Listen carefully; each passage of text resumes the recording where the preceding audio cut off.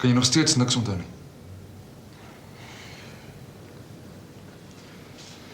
Jy het iemand in die hospitaal kom besoek. Kan jy onthou wie dit was?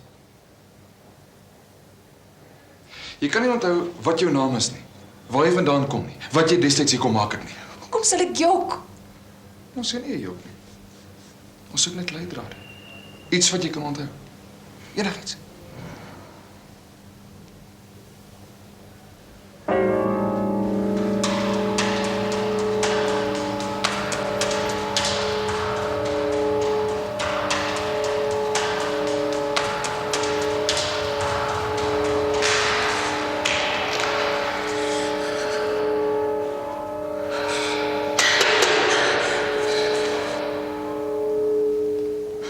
Pyn in my kop, agter my oë.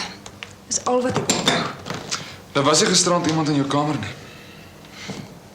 As jy so sê. Jy het in November op daai advertensie reageer. Jy was huisiewe toe. Jy het met die eienares gepraat. Nee, die pos gekry. Hoekom sou ek huise weer toe ry vir 'n onderhoud te gaan? Kom ons uit die tak in Johannesburg gegaan het. Dis wat ons van jou wil weet. Ek het die pos gekry. Ek gaan. Daar was berigte in die koerant. Niemand het na vore gekom om jou te identifiseer nie. Ek ken niemand my seker nie. Onthou jy